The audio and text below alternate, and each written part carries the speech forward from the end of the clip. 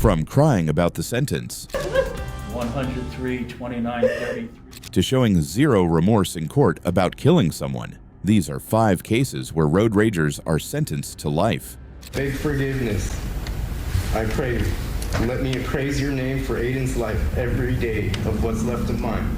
This is Marcus Anthony Ariz. A jury in Orange County has now found him guilty of second-degree murder for the road rage shooting that killed 6-year-old Aiden Leos on the 55 freeway. On May 21st, 2021, just 10 days after his birthday, Aiden was sitting in a booster seat while his mother, Joanna Clunan, drove him to kindergarten. During the drive, another car cut her off. She reacted with a hand gesture. That moment turned deadly. The car fell in behind her, and someone inside fired a gun through the rear of her vehicle. The bullet struck Aiden in the heart. That shooter was Marcus Ariz. After a 2-week manhunt, Ariz and his girlfriend, Win Lee, were arrested. Prosecutors said Lee was driving, and Ariz was the passenger who fired a Glock 17 handgun at the car. Both pleaded not guilty. Ariz was 26 years old at the time of trial. In court, Ayers did not react when the guilty verdict was read. The jury also found him guilty of shooting at an occupied vehicle and causing great bodily injury and death.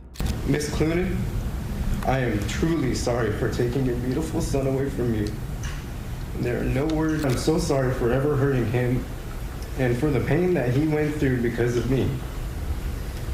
He never deserved it, and neither did his family.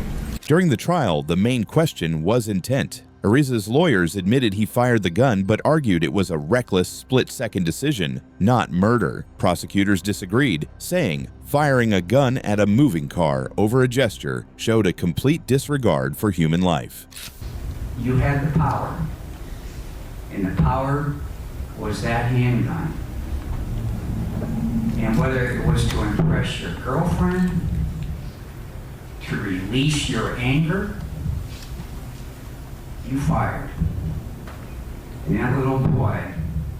Aiden's mother testified through tears. She described pulling over after the shooting, seeing a hole in the back of her car, and slowly realizing what had happened. At one point, she was shown a photo of her son and broke down on the stand.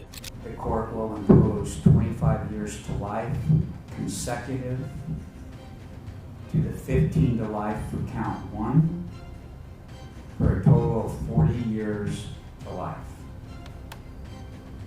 After the verdict, the district attorney said Aiden's death ripped a hole not just in one family, but in the entire community. For Aiden's mother, the verdict didn't bring her son back, but it brought accountability for a moment of road rage that ended a child's life forever. He was sentenced to 40 years to life in prison. Aiden's story ended with a 40 to life sentence. Now here's another road rage moment that turned into an all-out attack.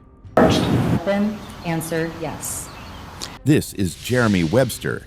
His case went to trial in Adams County nearly 5 years after a road rage attack that left one child dead and multiple people permanently injured. Prosecutors laid out a simple but horrifying timeline.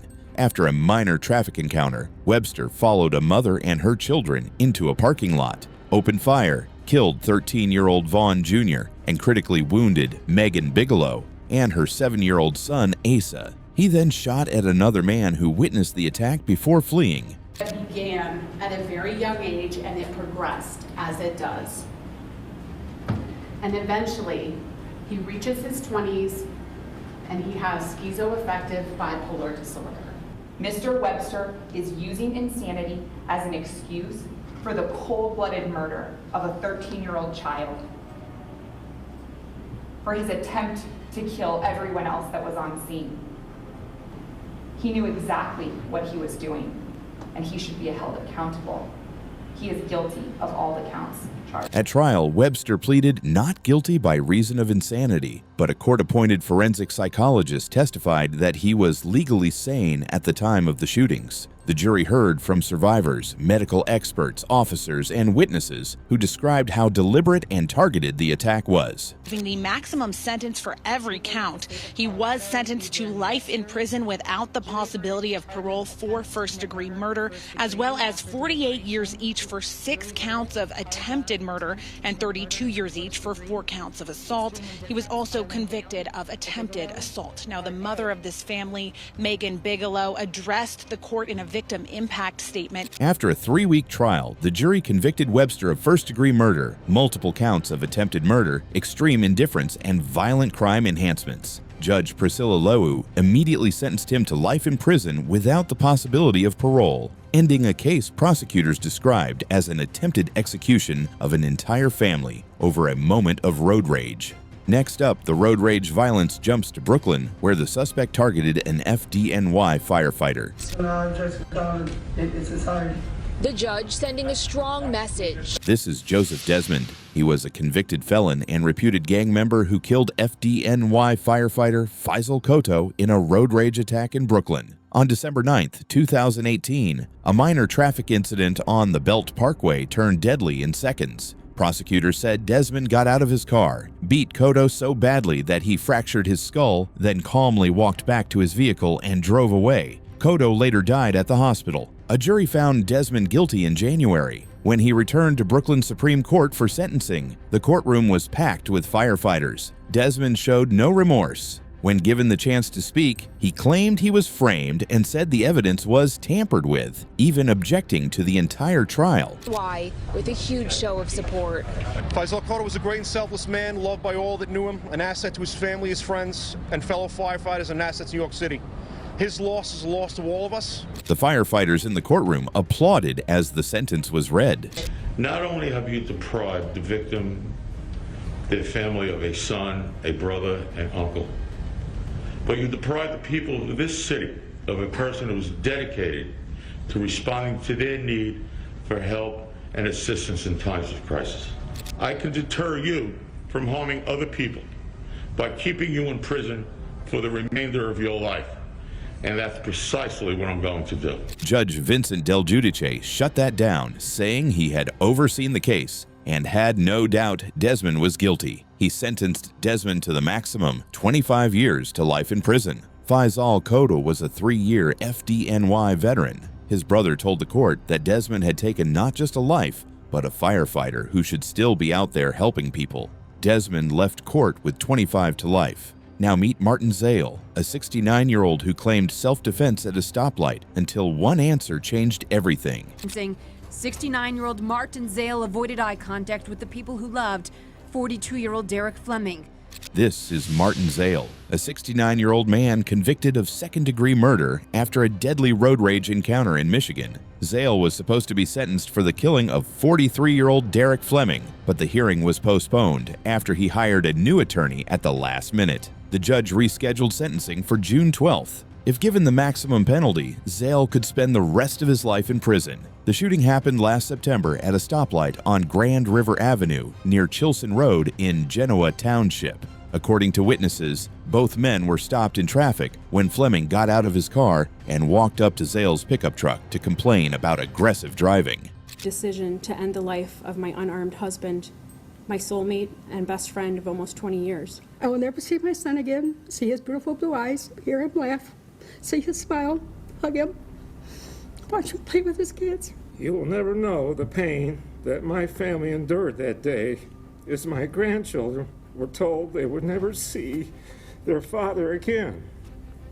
I want you to get the maximum sentencing. Zale testified that Fleming began pounding on his truck. He said he rolled down his window to ask what Fleming was doing, and that Fleming then hit him through the open window while yelling and threatening to beat him. Zale claimed he believed he was acting in self-defense when he pulled the trigger. But under cross-examination, Zale made a damaging admission. When the prosecutor asked if he intended to kill Fleming when he fired the gun, Zale eventually answered yes.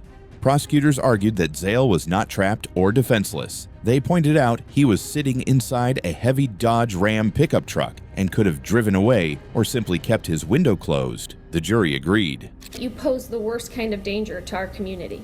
that you were a shooting waiting to happen. In addition to second-degree murder, Zale was also convicted of 2 felony firearm charges and a weapons discharge charge, sealing his conviction in a case that turned a traffic dispute into a fatal decision.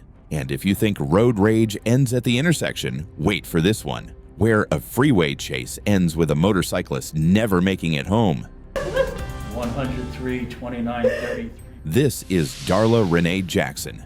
In 2015, a road rage encounter on a Southern California freeway ended with a motorcyclist dead. On May 28, 2015, police say Jackson chased 39-year-old Zachary Buob from northbound Interstate 5 in Chula Vista onto State Route 54. Buob was a U.S. Navy Chief Petty Officer assigned to Special Operations. What started as a brief back and forth on the road quickly escalated. Investigators say Jackson followed Buob during the confrontation, and moments later, her Nissan Altima struck him. He was run over and critically injured. According to testimony, Buob had passed Jackson on I-5, slowed in front of her, then moved alongside her car, where he allegedly kicked her vehicle and flipped her off before speeding away. Jackson told investigators she chased him because she wanted to exchange insurance information and wasn't going to let him do that. When traffic slowed, she said she couldn't stop in time and her car hit him. Buob was rushed to a nearby hospital where he was pronounced dead. And he's gone. And I miss him.